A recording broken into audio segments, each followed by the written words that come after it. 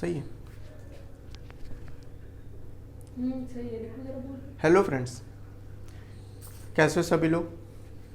उम्मीद है सब लोग बहुत अच्छे होंगे, बढ़िया होंगे और अच्छे से पढ़ाई कर रहे होंगे। मैं उम्मीद करता हूँ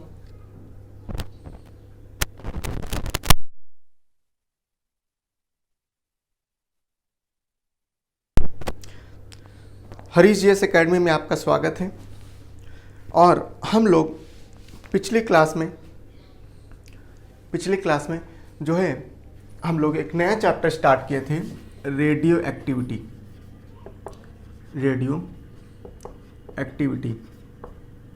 ठीक है, बहुत आराम से समझते हैं क्या है। कल हम लोग ने क्लास में जो है बहुत सारी चीज़ें समझी थी, ठीक है, रेडियो एक्टिविटी के बारे में, और रेडियो एक्टिविटी क्या होता है, ठीक है, या रेडियो सक्रियता क्या होता है। आज हम लोग उसी को बहुत अच्छे से थोड़ा सा और आगे चलेंगे, ठीक है, और देखेंगे उसको क्या है। कल हम लोग ने जो रेडियो एक्टिव देखा, तो हम लोग ने देखा क्या रेडियो एक्टिव एलिमेंट वो होते हैं, जैसे मॉडर्न पीरियोडिक टेबल से हम लोग ने लिंक किया था।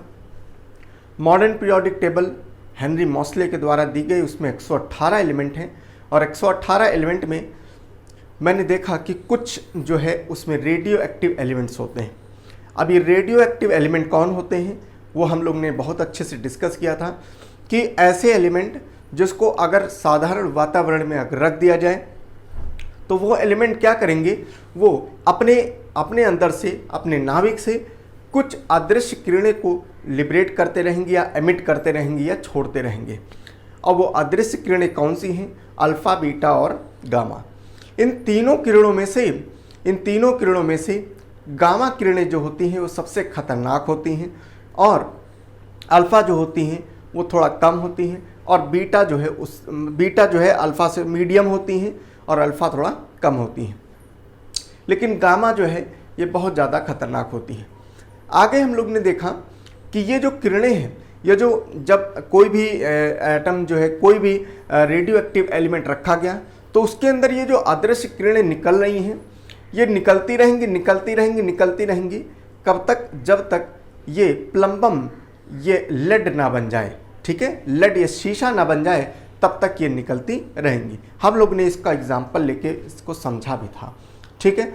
हम एक बार फिर से इसको चीज़ें बताते हैं, ठीक है, इसको एक बार फिर से वही चीज़ें थोड़ा बता रहे हैं, फिर आगे हम लोग चलते हैं, ठीक है। चलो, हम लोग ने कल देखा कि जैसे यूरेनियम जो है, ठीक है, जैसे यूरेनियम है 92-235, ये यूरेनियम है, ठीक। जब इसमें, और हमने एक बात और बताई थी, इसके पहले एक बात और समझ लो, हमने बताया था कि जब कोई भी इसमें मान लो ये यूरेनियम है, इसमें क्या होगा, अल्फ़ा, बीटा, गामा निकलेंगी, तो इसमें क्या हो रहा है, अल्फ़ा जो होता है ये किसके तरह काम करेगा, ये हीलियम की तरह काम करेगा, ठीक है। तो हीलियम की तरह काम करता है, माने जब भी कभी अल्फ़ा निकलेगा तो उसमें एटॉमिक नंबर में क्या होगा, 2 कम होगा, और एटॉमिक मास में जो है या द्रव्यमान में क्या होगा, 4 की कमी आएगी, ठीक है। अगर हम बीटा की बात करें तो बीटा जो होता है, बीटा कम नहीं करता है बल्कि ये जोड़ता है और ये इलेक्ट्रॉन की तरह काम करता है, ठीक है। तो अब हम लोग इसी के माध्यम से, ठीक है, इसी के माध्यम से हम लोग जरा 2 बातें समझते हैं जो हम लोग ने बताया था कल, क्या कि जब भी जैसे मान लो यूरेनियम है, ठीक है, यूरेनियम है, इसको वातावरण में रखा गया तो क्या होगा, इसके अंदर कुछ अदृश्य किरणें लिबरेट होंगी। जब अल्फ़ा इसमें लिबरेट होगी तो अल्फ़ा क्या करेगी, इसको यूरेनियम 2 कम करेगी, इधर क्या होगा, 231 हो जाएगा, क्लियर है। फिर इसमें अल्फ़ा लिबरेट हुई, ठीक है, तो फिर यूरेनियम ये हो गया 88, ठीक है, ये हो गया 88 और ये हो गया 227, ठीक है। फिर इसमें अल्फ़ा लिबरेट हुई, ये हो गया यूरेनियम, ये हो गया 86, ये हो गया 223, ठीक है। फिर इसमें अल्फ़ा लिबरेट हुई, फिर अल्फ़ा लिबरेट हुई, ये यूरेनियम, ये हो गया 84 और ये हो गया तुम्हारा 219। फिर इसमें अल्फ़ा लिबरेट हुई, ठीक है। तो क्या हो गया, ये यूरेनियम, ये हो गया तुम्हारा 82 और ये हो गया तुम्हारा 215, ठीक है। कहने का मतलब ये है कि जैसे जैसे जब ये रखा जाएगा एटमॉस्फेयर वातावरण में, तो यूरेनियम जो है ये क्या होगा, इसका डिप्लीशन होगा। जब अल्फा लिबरेट होगी, अल्फा छूटेगी, अल्फा किरणें बाहर निकलेंगी, तो क्या होगा, इसको डेटेरिएट माने इसकी हानि पहुंचाती रहेंगी। और ये तब तक ये कम होता रहेगा जब तक क्या हो जाएगा, ये 82 माने क्या, 82 किसका नंबर होता है, लेड का होता है। तो लेड तक जो है ये होता रहेगा। उसके अलावा भी मैंने आपको, अच्छा इसी में आप अगर अल्फा की बात करें, ठीक है, पहले अल्फा की समझ लेते हैं। मान लो ये 92, ये 235 है। अब इसमें क्या हुआ, अल्फा सॉरी बीटा जब लिबरेट होंगी तो क्या हो जाएगा, ये यूरेनियम है, यूरेनियम में ये क्या हो जाएगा, 93 हो जाएगा और ये 235 हो जाएगा। क्लियर है। फिर इसमें बीटा लिबरेट हुई तो बीटा में फिर ये यूरेनियम है, ये 94 हो जाएगा, ये 235 हो जाएगा। मतलब क्या है, बीटा क्या है, इलेक्ट्रॉन की तरह काम करता है। इसमें क्या होगा, इसमें 94, इसमें एक एटॉमिक नंबर जो है एक एक बढ़ता जाएगा और मास नंबर में कोई भी चेंज नहीं होगा। क्लियर है, इतनी बात समझ में आई। ठीक, चलो आगे समझते हैं। इसके अलावा हम लोगों ने देखा था कि ये जो रेडियो एक्टिव एलिमेंट, कौन रेडियो एक्टिव एलिमेंट है और किस में ये क्रिया होगी। ठीक है, किस में ये क्रिया होगी, तो हम लोग ने बताया था, क्या देखा था, एक फॉर्मूले के माध्यम से एक देखा था कि जो रेडियो एक्टिविटी जो होती है या रेडियो सक्रियता जो होती है, ठीक है, ये कैसे होती है, रेडियो एक्टिविटी क्या होगा, जब न्यूट्रॉन और प्रोटॉन को अगर डिवाइड करा जाए तो ये 1.5 से ये क्या हो, से ये ज़्यादा हो, ये क्या हो, ये ज़्यादा हो। अगर ये ज़्यादा है तो इसका मतलब क्या है, ये रेडियो एक्टिव एलिमेंट है। ये इससे कम हो गया तो क्या होगा, ये रेडियो एक्टिव एलिमेंट नहीं है। क्लियर है, समझ में आया। ये चीज़ें होती थी, ये चीज़ें हम लोग ने कल देखा था। अब हम लोग अगर देखें तो इसी के आधार पर अब हम लोग जो है अब आगे की क्लास पढ़ने जा रहे हैं। बहुत ध्यान से सुनना, ठीक है, बहुत ध्यान से सुनना। अब देखो, अब जो रेडियो एक्टिविटी है, ठीक है, जो रेडियो एक्टिविटी है हम लोग ने क्या देखा कि कोई भी अगर एलिमेंट, रेडियो एक्टिव एलिमेंट जब रखते हैं तो वो क्या करता है, कुछ अदृश्य किरणें को लिबरेट करता है।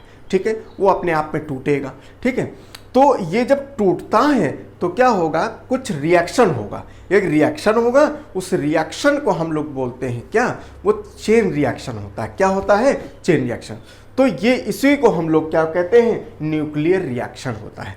ठीक है, न्यूक्लियर रिएक्शन क्या होता है कि जब कोई एलिमेंट अपने तीनों पार्ट में डिवाइड हो जाए और कुछ न्यूट्रॉनों को ये लिबरेट कर दे, उसको हम लोग न्यूक्लियर रिएक्शन कहते हैं। ठीक, अच्छा, उसी में क्या होता है, न्यूक्लियर रिएक्शन जो है ये बेसिकली दो प्रकार के होते हैं। ठीक है, न्यूक्लियर रिएक्शन जो होते हैं, न्यूक्लियर रिएक्शन जो होते हैं, न्यूक्लियर अभिक्रिया जो होती है, ये बेसिकली दो प्रकार की होती है।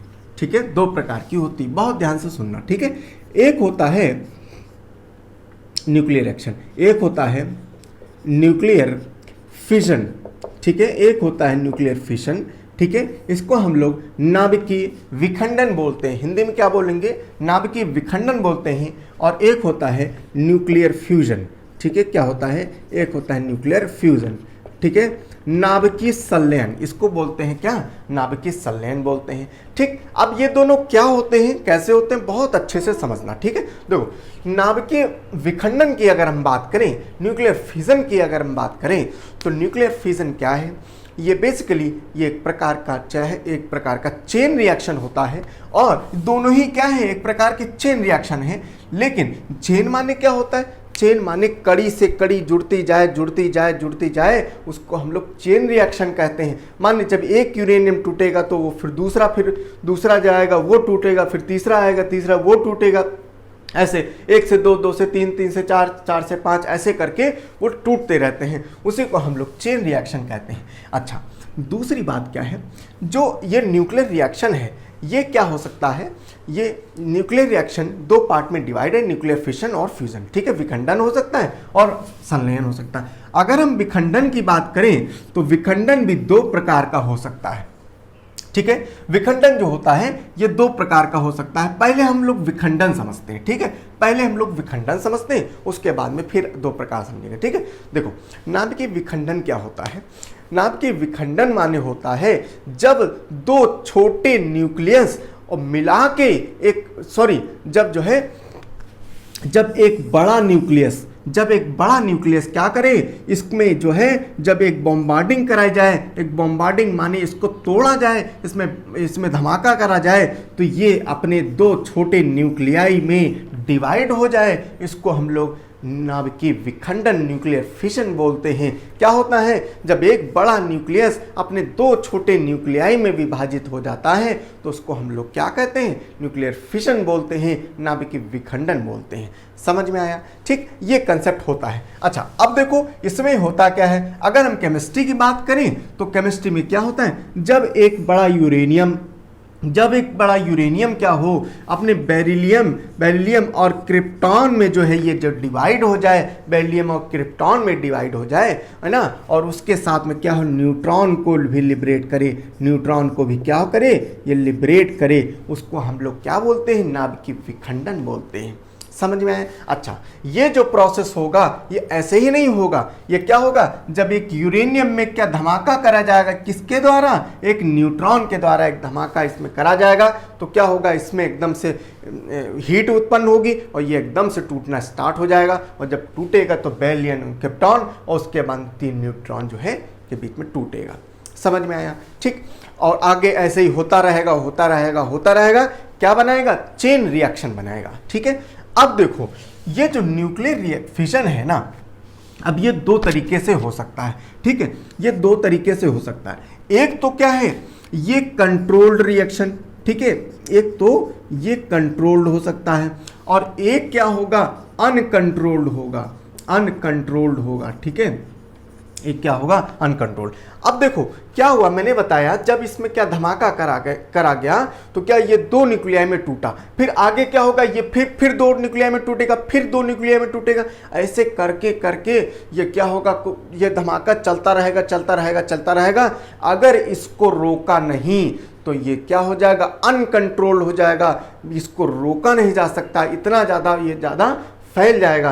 तो जब ये अनकंट्रोल्ड हो जाएगा तो क्या होगा, एटम बॉम्ब बन जाएगा। क्या बन जाएगा, एटम बॉम्ब बन जाएगा। तो एटम बॉम्ब जो बनता है किसके विधि से बनता है, यही नाभिकीय विखंडन के विधि से बनता है एटम बॉम्ब, ठीक है। अगर इसको रोका नहीं गया तो एटम बॉम्ब बन जाएगा, अगर इसको रोक लिया तो इसको हम अपने काम में इस्तेमाल कर सकते हैं। हालांकि एटम बॉम्ब में भी काम आएगा, लेकिन इसको अगर रोक लिया, इस क्रिया को रोक लिया तो क्या होगा, इसको हम लोग अपने काम में इस्तेमाल कर सकते हैं। जैसे क्या है, अगर हम इसको रोक लेंगे तो क्या बना देंगे, इसको हम बना देंगे न्यूक्लियर रिएक्टर।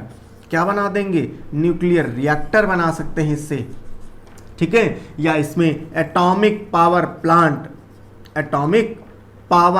ठीक है, पावर प्लांट, ठीक है, एटॉमिक पावर प्लांट बना देंगे, ठीक है। अगर कंट्रोल कर लिया तो न्यूक्लियर पावर प्लांट बना देंगे, अगर इसको कंट्रोल नहीं किया तो क्या बन जाएगा, एटम बॉम्ब बन जाएगा।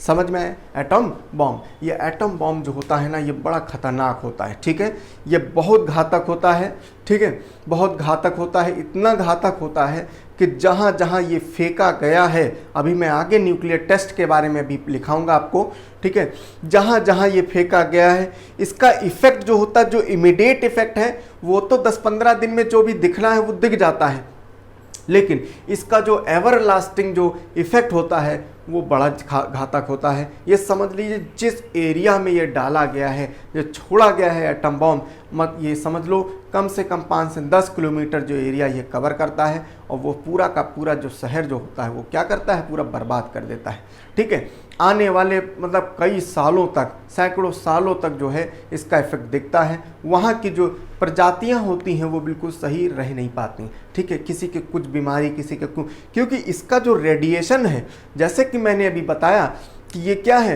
ये यूरेनियम से देखो टूट रहा है, ठीक है। इसमें क्या निकलेगा, अल्फा बीटा गामा। हमने बताया कि अल्फा बीटा गामा ये जो है ये खतरनाक किरणें होती, जिसमें गामा जो होती है ये बहुत खतरनाक किरणें होती हैं। ये इतनी खतरनाक होती हैं, आप कल्पना करो कि 30 मीटर एल्युमिनियम फॉइल को ये भेदने की क्षमता रखती हैं, इतनी खतरनाक होती हैं।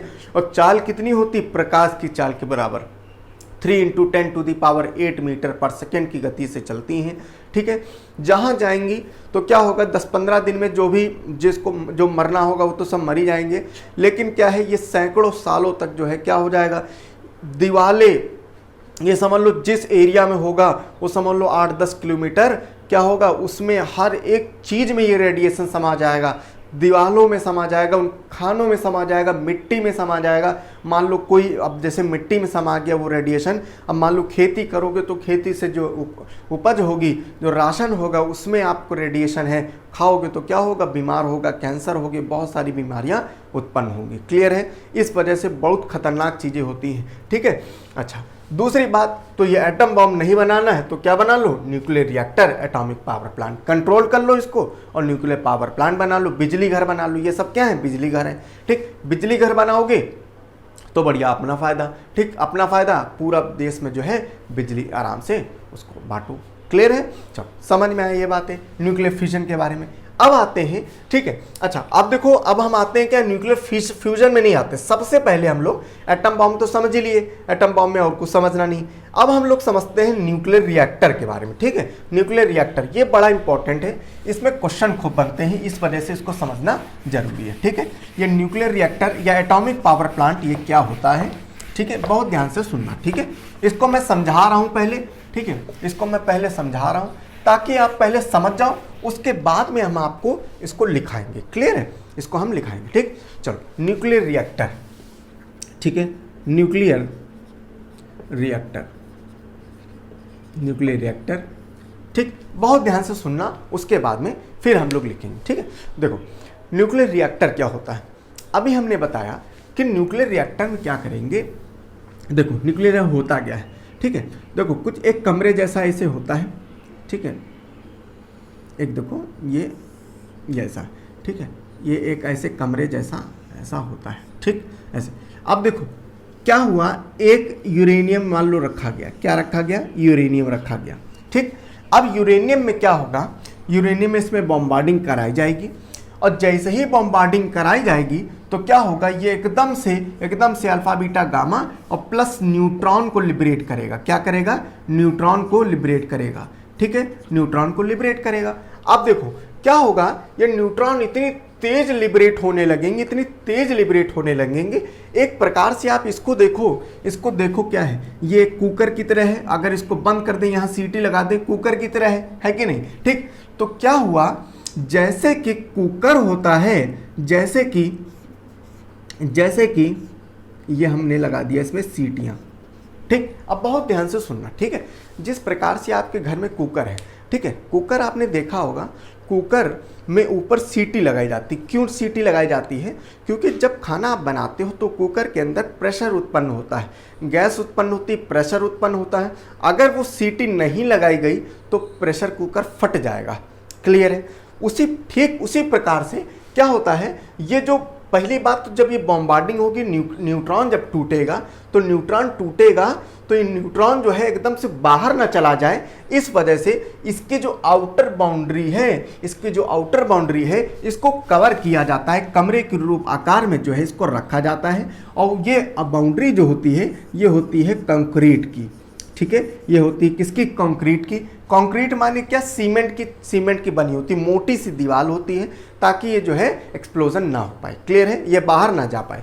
दूसरी बात मैंने बताया आपको, जैसे अभी प्रेशर कुकर की बात, प्रेशर कुकर बहुत मजबूत होता है, लेकिन फिर चाहे जितना मजबूत हो, अगर उसके अंदर प्रेशर बना है और सीटी उसमें नहीं आई, या सीटी वाली पोर्शन जो है बंद कर दिया गया, चाहे जितना मजबूत हो वो फट जरूर जाएगा। उसी प्रकार से इसमें भी क्या है, ये रोकने के लिए इसको, ये न्यूट्रॉन जो है मान लो ये बिल्कुल ना लगाई जाती तो क्या हो जाता, ये फटने का डर होता। इसी वजह से क्या हुआ, इसको ये न्यूट्रॉन जो जा रहे हैं, इसमें ये न्यूट्रॉन बाहर ना जाएं, तो इसी वजह से इसमें क्या हुआ, ये रॉडें लगाई गई हैं, कुछ रॉडें लगाई गई। काहे की रॉडें हैं ये कैडमियम की रॉडें लगाई गई। किसके लगाई गई, कैडमियम। और किसकी लगाई गई, बोरॉन की रॉडें। ठीक है, कैडमियम और बोरॉन की रॉडें लगाई गई हैं। ये क्या करती हैं, इनका काम क्या होता है कि जो फास्ट जो एक न्यूट्रॉन निकल रहा है ना, ये बहुत तेज न्यूट्रॉन जो निकल रहा है, ये न्यूट्रॉन को क्या कर लें, ये एब्जॉर्ब कर लें, अवशोषित कर लें। ठीक है, क्या करती हैं, ये एब्जॉर्ब करने का काम करती हैं, एब्जॉर्ब करने का काम करती है। ठीक है, किसको एब्जॉर्ब करेंगी, फास्ट न्यूट्रॉन को। फास्ट न्यूट्रॉन को ये क्या करती है, एब्सॉर्ब। कौन, कैडमियम की रॉड और बोरॉन की, ये सब क्या है, रॉड है, दोनों रॉड हैं। ठीक है, क्षण है ये।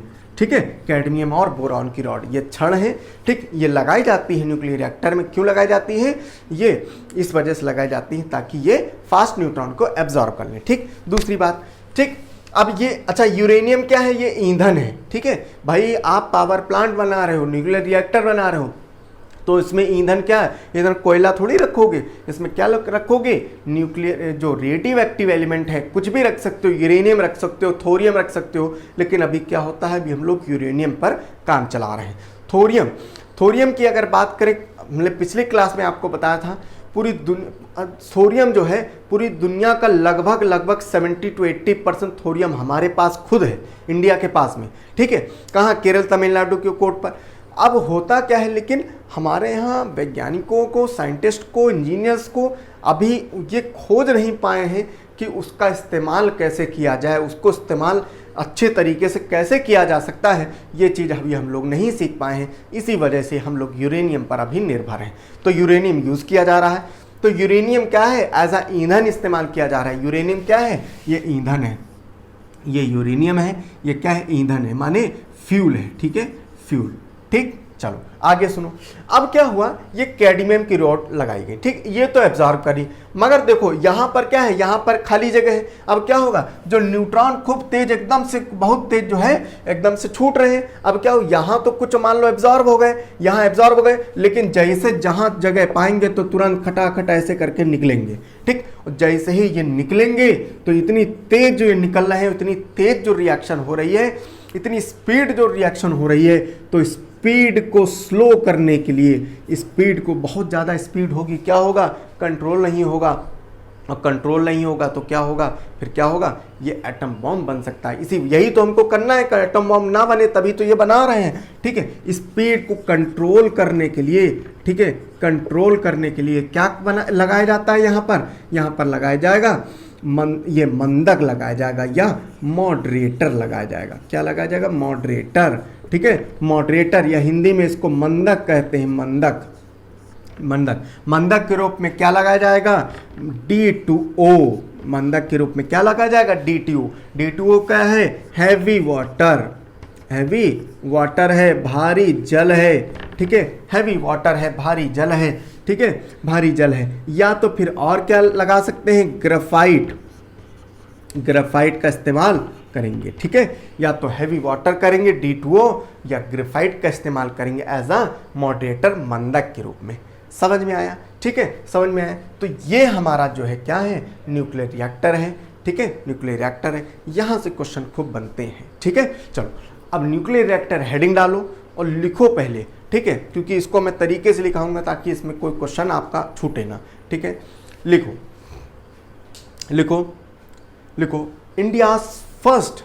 वर्ल्ड्स फर्स्ट, पूरी दुनिया का पहला न्यूक्लियर रिएक्टर, पूरी दुनिया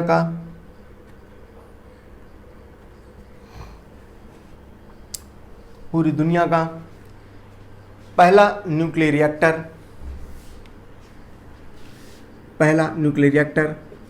professor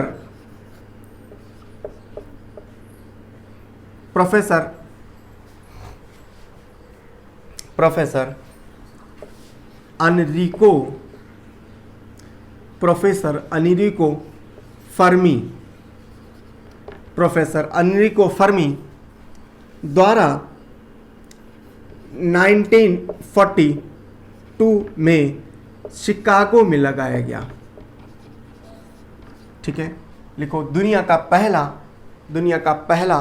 nuclear reactor professor Enrico Fermi द्वारा 1942 चिकागो में लगाया गया। ठीक है, India world's first nuclear reactor was established by professor Enrico Fermi in 1942 in Chicago.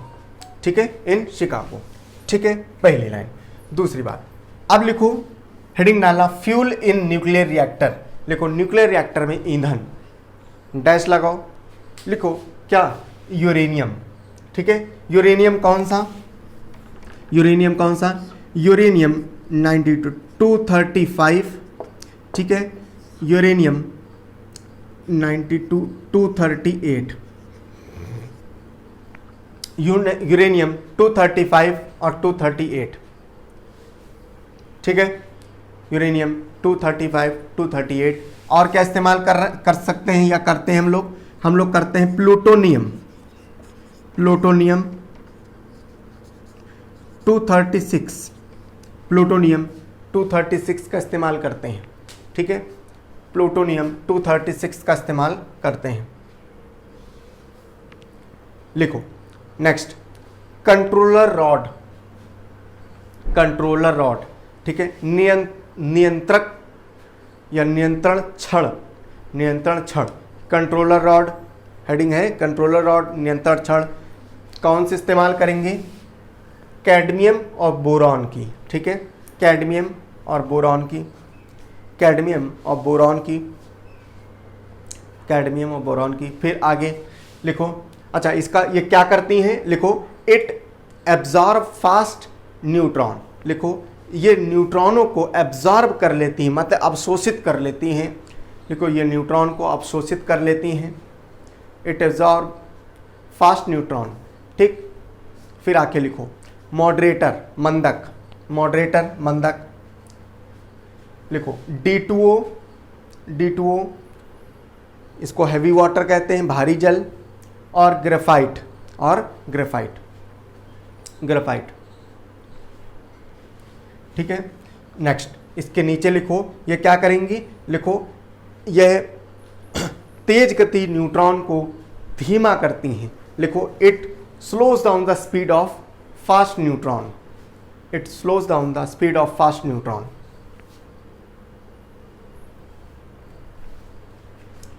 Slows down the speed of fast neutron. ठीक है, समझ में आया, ये तुम्हारा न्यूक्लियर रिएक्टर है। ठीक है, अब इसके बाद में अब हम लोग चलते हैं न्यूक्लियर फ्यूजन के बारे में। ठीक है, नाभिकीय संलयन के बारे में। ठीक है, हेडिंग डालो सब लोग, नाभिकीय संलयन, न्यूक्लियर फ्यूजन। ठीक है, न्यूक्लियर फ्यूजन बहुत इंपॉर्टेंट है, यहां से क्वेश्चन खूब बनते हैं। न्यूक्लियर फ्यूजन, फ्यूजन नाभिकीय संलयन। ठीक है, चलो अब हम लोग स्टार्ट करते हैं फिर से। देखो अभी हम लोग ने पढ़ा न्यूक्लियर फिशन। ठीक है, नाभिकीय विखंडन। देखो न्यूक्लियर फिशन क्या होता था। ठीक है, न्यूक्लियर फिशन में क्या होता था कि जब एक बड़ा न्यूक्लियस दो अपने छोटे छोटे न्यूक्लियाई में विभाजित हो जाता है तो उसको हम लोग नाभिकीय क्या बोलते हैं, नाभिकीय विखंडन बोलते हैं, न्यूक्लियर फिशन बोलते हैं। क्लियर है। लेकिन अब देखो क्या होता है, न्यूक्लियर फ्यूजन क्या होता है, न्यूक्लियर फिशन इसका उल्टा होता है। न्यूक्लियर फिशन में होता है कि जब दो छोटे छोटे न्यूक्लियाई ये क्या करें, मिलकर एक बड़ा न्यूक्लियस बना दें, एक बड़ा न्यूक्लियस बना दें, उसको हम लोग क्या कहते हैं, उसको हम लोग जब बड़ा न्यूक्लियस बना दें उसको हम लोग क्या कहेंगे, उसको हम लोग न्यूक्लियर फ्यूजन कहेंगे। क्या कहते हैं, न्यूक्लियर फ्यूजन कहते हैं। ठीक है, चलो न्यूक्लियर फ्यूजन। अच्छा अब देखो न्यूक्लियर फ्यूजन कहेंगे।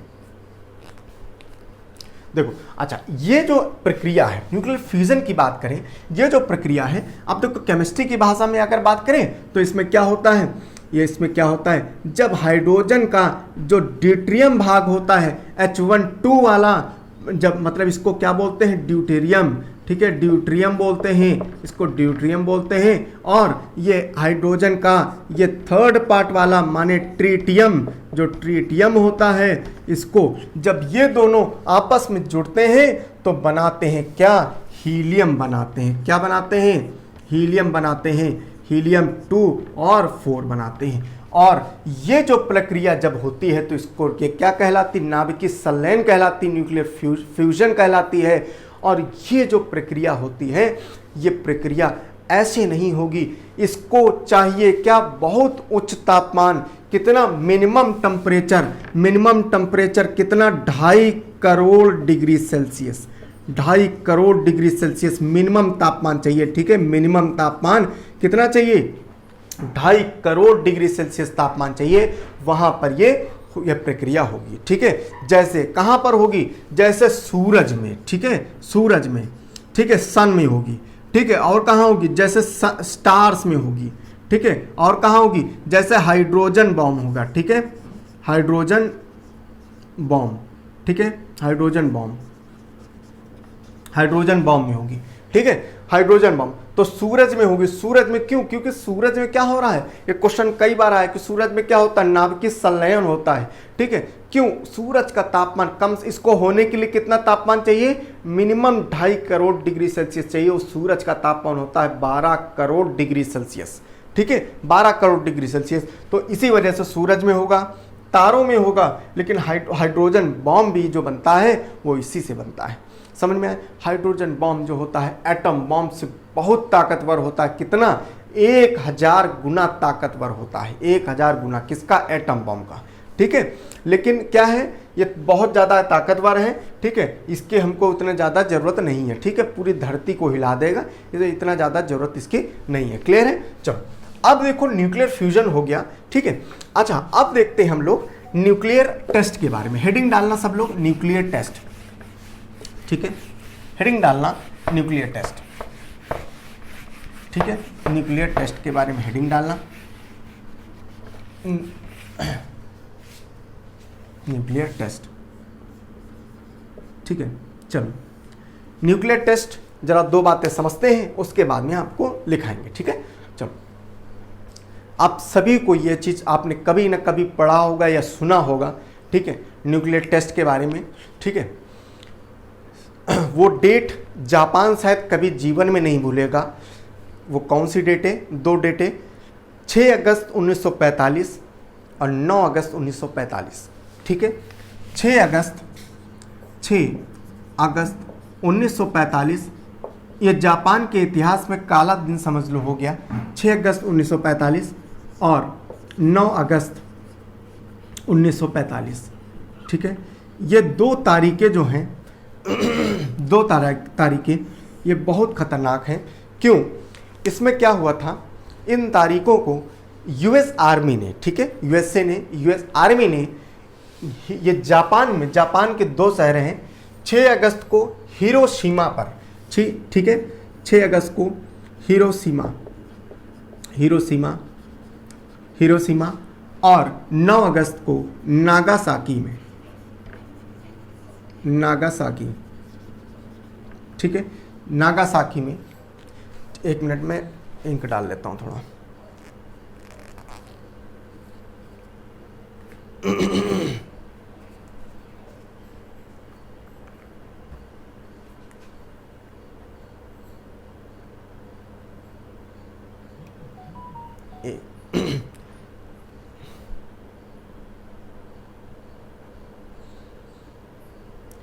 ठीक है, 6 अगस्त को हिरोशिमा और 9 अगस्त को नागासाकी में जो है एक यूएस आर्मी ने क्या किया, एक बॉम्ब फेंका। ठीक है, और ये जो बॉम्ब न्यूक्लियर टेस्ट किया, और वो जो बॉम्ब था ये जानते हो, ये ज़बरदस्त, इतना एटम बॉम्ब, ये ज़बरदस्त, इतना वाला ज़बरदस्त था ये। ठीक है,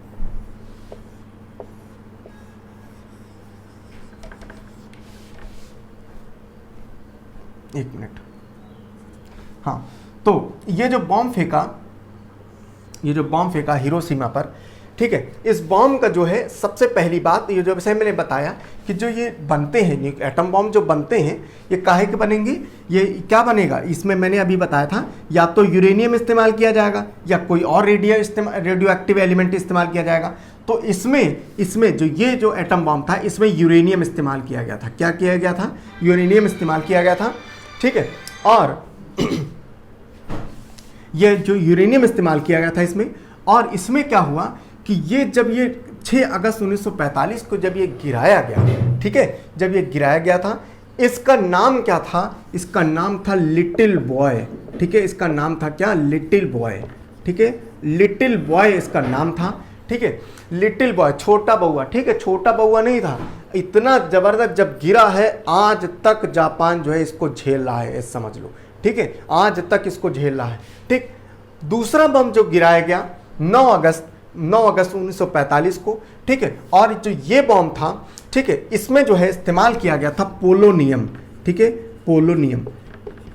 पोलोनियम इस्तेमाल किया गया, और इस बम का नाम रखा गया, इस बम का नाम रखा गया फैट मैन, ठीक है, फैट मैन इसका नाम रखा गया, ठीक। मुटकऊ जब गिरे हैं 9 तारीख को, 9 अगस्त 1945 को, इतना ज़बरदस्त ब्लास्ट हुआ है कि समझ लो आज तक इसका इफेक्ट दिख रहा है, ठीक है। आपको मालूम होगा कुछ समय पहले, कुछ साल पहले ही जापान ने ये बात जो है इसमें कही भी थी, अपना दर्द बयां किया था कि जो यूएसए ने जो ये टेस्ट किया था, जो हमारे ऊपर फेंका था, ठीक है, उसका खामियाजा आज भी हम लोग भुगत रहे हैं। क्योंकि मैंने बताया कि सैकड़ों सालों तक इसका रेडिएशन रहता है, जिसकी वजह से वहाँ पर उस शहर में जहाँ पर फेंक दिया गया, ये समझ लो वहाँ की प्रजाति जो है रह नहीं पाती। क्यों? क्योंकि उसकी दीवारों में, उसकी मिट्टी में, उसके अनाज में, हर चीज़ में क्या होता है, इसका रेडिएशन फैल जाता है, जिसकी वजह से तमाम प्रकार की बीमारियाँ, ठीक है, और बर्थ से ही सारी चीज़ें चालू हो जाती हैं। क्लियर है? तो ये दो डेटे हैं, इसमें ये हुआ, ठीक है। चलो आगे और देखते हैं, 3 और समझ लेते हैं, 3 चीज़ें और समझ लेते हैं, ठीक है। चलो आगे हम लोग समझते हैं 1 नवंबर 1952, 1 नवंबर 1952, ठीक है। अब क्या क्या हो रहा है, प्लेस की अगर बात करें, प्लेस की बात करें, पैसिफिक ओशन, ठीक है, प्रशांत महासागर में यूएस आर्मी ने क्या किया है, यूएस आर्मी ने पहली बार क्या किया, हाइड्रोजन बॉम्ब का टेस्ट किया, ठीक है। क्या किया है? हाइड्रोजन बॉम्ब टेस्ट किया है, हाइड्रोजन बॉम्ब टेस्ट किया है यूएस आर्मी ने, ठीक है। कब? 1 नवंबर 1952 में यूएस आर्मी ने हाइड्रोजन बॉम्ब टेस्ट किया, ठीक है। तो ये चीज़ें इंपॉर्टेंट है। कहाँ पर किया है? पैसिफिक ओशन में, प्रशांत महासागर में। हाइड्रोजन बॉम्ब है, क्लियर है? हाइड्रोजन बॉम्ब, एटम बॉम्ब नहीं है, बहुत ताकतवर है, बहुत ताकतवर, ठीक है। इंडिया भी इसकी देखिए अभी टेस्ट करेगा, अभी आगे बता रहे हैं, ठीक है। अब देखो क्या हुआ, ये वाली तारीखें मिटाओ, ठीक है। और अब देखो अब क्या हुआ, अब 2 तारीखें और लिखो। जैसे 1 तारीख है मई 1974, ठीक है, मई 1974। इस समय क्या हुआ, एक ऑपरेशन चलाया गया, ठीक है, एक ऑपरेशन चलाया गया, ठीक है। इंदिरा गांधी की सरकार है, ठीक है, इंदिरा गांधी की सरकार है। इन्होंने क्या किया, एक ऑपरेशन चलाया। कहाँ पर चलाया? पोखरण राजस्थान, ठीक है, पोखरण राजस्थान में एक ऑपरेशन चलाया। ऑपरेशन का नाम था, ये ऑपरेशन बड़ा इंपॉर्टेंट है, बहुत बार पूछा गया है, ठीक है। ऑपरेशन, ये ऑपरेशन जो है इसका नाम था स्माइलिंग बुद्धा, ठीक है, स्माइलिंग बुद्धा। ये ऑपरेशन बहुत इंपॉर्टेंट, कई बार पूछा गया है। स्माइलिंग बुद्धा एक ऑपरेशन चलाया, और इस ऑपरेशन के तहत इन्होंने क्या किया, एटम बॉम्ब को, न्यूक्लियर बॉम्ब था, वो न्यूक्लियर बॉम्ब को जो है टेस्ट किया, ठीक है, न्यूक्लियर बॉम्ब को टेस्ट किया। न्यूक्लियर बॉम्ब को कहाँ टेस्ट किया? पोखरण राजस्थान में, ठीक है। सरकार, समय बीता, मई 1998 का समय आया। सरकार इस समय सरकार कौन सी थी? इंदिरा गांधी की, ठीक है। पीएम कौन थी? इंदिरा गांधी है, ठीक है। और मई 1998 में इस समय सरकार जो है अटल बिहारी, ठीक है, अटल बिहारी जी की है, अटल बिहारी वाजपेयी, ठीक है, वाजपेयी। अब क्या हुआ, अटल बिहारी वाजपेयी ने क्या किया, इन्होंने हाइड्रोजन बॉम्ब को देखते हुए इन्होंने क्या किया, अंडरग्राउंड टेस्ट करवाया, ठीक है, अंडरग्राउंड ऑपरेशन करवाया। कहाँ? राजस्थान, पोखरण के राजस्थान में ही, ठीक है। पोखरण राजस्थान, पोखरण राजस्थान, ठीक है, पोखरण राजस्थान। और इन्होंने क्या किया, अंडरग्राउंड टेस्ट किया, ठीक है, अंडरग्राउंड, ठीक है, अंडरग्राउंड, अंडरग्राउंड भूमिगत अंडरग्राउंड टेस्ट किया। और इसमें क्या किया, इन्होंने 4 टेस्ट किए। कितने टेस्ट किए, 4 टेस्ट किए, जिसमें कि 3 जो है एटम बॉम्ब है, ठीक है, 3 एटम बॉम्ब है और 1 जो है हाइड्रोजन बॉम्ब है, ठीक है, हाइड्रोजन बॉम्ब है, ठीक है, 1 हाइड्रोजन बॉम्ब। तो ये मतलब जो है इन्होंने 4 जो है वो उसका लिया है, 3 एटम बॉम्ब का टेस्ट हुआ है, 1 हाइड्रोजन बॉम्ब का। अंडरग्राउंड इस वजह से करा था ताकि दुनिया को पता ना चले, लेकिन ये हाइड्रोजन बॉम्ब है, ठीक है, 1000 गुना ज़्यादा पावरफुल होता है एटम बॉम्ब से, ठीक है। आप कल्पना कर सकते हो पूरी धरती हिल जाएगी, ठीक है, धरती हिलेगी तो क्या होगा, पता चल जाएगा, पता चल ही गया था। क्लियर है, समझ में है। तो ये हमारे न्यूक्लियर टेस्ट हो गए, ठीक है, इनसे क्वेश्चन खूब पूछे जाते हैं, इसी वजह से मैंने आपको ये लिखवा दिया है। आगे हम लोग जो है नेक्स्ट क्लास में और इसके कंटिन्यू करेंगे, ठीक है। और आज मैं यही क्लास रोक रहा हूँ, मैं उम्मीद करता हूँ ताकि आपको समझ में आया होगा, ठीक है। और अगर आपको समझ में आया तो आप सभी लोग, रिक्वेस्ट है सब लोग लाइक करना, शेयर करना और सब्सक्राइब करना। Thank you so much.